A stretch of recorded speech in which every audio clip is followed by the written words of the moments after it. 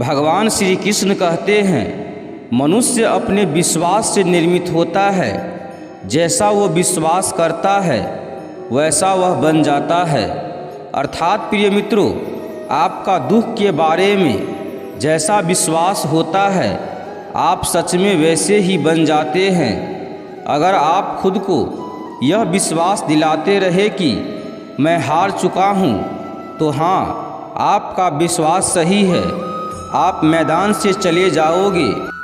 लेकिन अगर आप खुद से कहोगे कि नहीं, मैं अभी हार नहीं मानूंगा, तो आप एक बार और कोशिश करोगे। इस तरह एक दिन सफलता खुद आपको खोजते हुए आएगी। श्री कृष्ण कहते हैं, मन अशांत है और उसे नियंत्रित करना कठिन है, लेकिन अभ्यास से इसे बस में किया जा सकता है।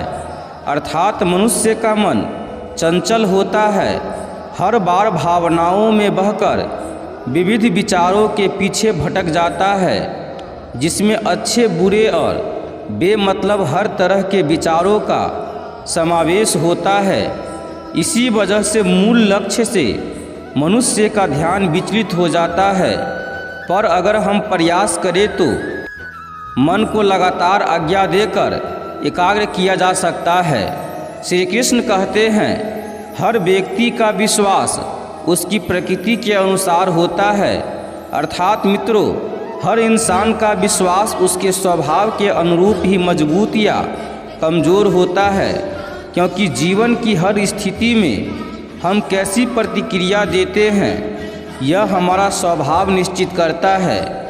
भगवान श्री कृष्ण ये भी कहते हैं कि हर मनुष्य का स्वभाव उसके गुण से आता है और गुण प्रकृति से आता है।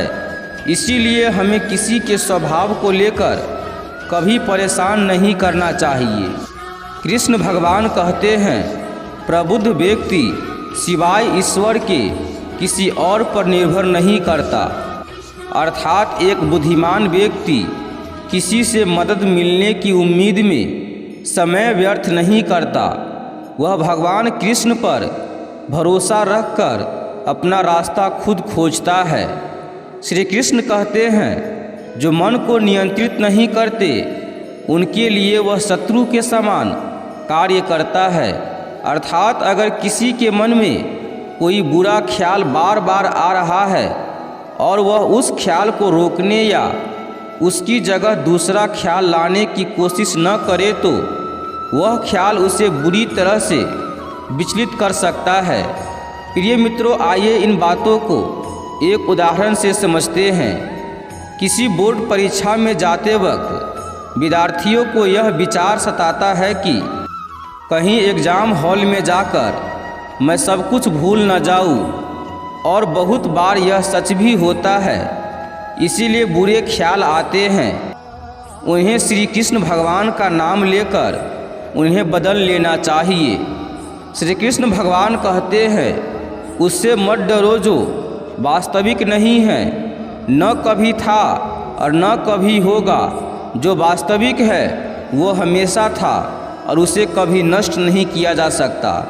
अर्थात इंसान उस बुरी घटना की कल्पना करके चिंता करता रहता है जो कभी घटी ही नहीं। इसीलिए उस डर को आपकी कल्पना से इसी वक्त हटा दो जिसका कोई अस्तित्व ही नहीं है, और भगवान श्री कृष्ण को याद करके अपने जीवन के नित्य कर्म में लीन हो जाओ। श्री कृष्ण भगवान कहते हैं, निर्माण केवल पहले से मौजूद चीज़ों का प्रक्षेपण है। अर्थात मित्रों, इसका अर्थ यह होता है कि इस ब्रह्मांड में जीव सृष्टि के लिए सभी जीवन आवश्यक चीज़ें मौजूद है। हमें सिर्फ उन चीज़ों को खोजना है। इसीलिए विज्ञान और वैज्ञानिक कहते हैं, हमने खोजा या आविष्कार किया, क्योंकि इसका निर्माण सृष्टि के निर्माता श्री कृष्ण ने पहले से करके रखा है। श्री कृष्ण भगवान कहते हैं, व्यक्ति जो चाहे बन सकता है यदि वह विश्वास के साथ इच्छित वस्तु पर लगातार चिंतन करे। अर्थात मित्रों, आप जो चाहे वो बन सकते हैं, पर उसके लिए आपको उस लक्ष्य पर लगातार ध्यान लगाना होगा, यानी कि बाकी सारे ख्याल मन से हटाकर सिर्फ लक्ष्य पर ध्यान केंद्रित करना होगा। भगवान श्री कृष्ण के बताए हुए इसी महान विचार की बदौलत इस दुनिया में सफल हस्तियों की रचना हुई है। श्री कृष्ण कहते हैं, मैं उन्हें ज्ञान देता हूँ जो सदा मुझसे जुड़े रहते हैं और जो मुझसे प्रेम करते हैं। अर्थात इसका अर्थ बिल्कुल सरल है। महाभारत में पांडव भगवान श्री कृष्ण से प्रेम करते थे और सिर्फ उनका साथ चाहते थे और उन्हें वो मिला भी। श्री कृष्ण भगवान महाभारत के युद्ध जीतने तक उनके साथ उनके मार्गदर्शक बनकर रहे थे। श्री कृष्ण भगवान कहते हैं, भगवान प्रत्येक वस्तु में है और सबके ऊपर भी है। अर्थात आप जिस भी कार्य को पूरे विश्वास और लगन के साथ मन लगाकर करते हैं उसमें भगवान श्री कृष्ण का निवास होता है। वो कभी विफल नहीं होता और इस संसार के कण कण में ईश्वर बसते हैं। वही शुरुआत है, वही मध्य है और वही अंत है। देवकी नंदन कहते हैं, सदैव संदेह करने वाले व्यक्ति के लिए प्रसन्नता न इस लोक में है ना ही कहीं और। अर्थात कुछ लोगों की ये आदत होती है, वो हमेशा किसी इंसान या किसी कार्य के प्रति संदेहजनक रहते हैं। प्रिय मित्रों, आइए इन सभी बातों को एक उदाहरण के साथ समझते हैं। एक पति का अपनी पत्नी पर हमेशा संदेह करना कि किसी दूसरे पराये पुरुष के साथ उसके कोई संबंध तो नहीं, ऐसा संदेह रखने वाला पुरुष मन से हमेशा विचलित रहता है।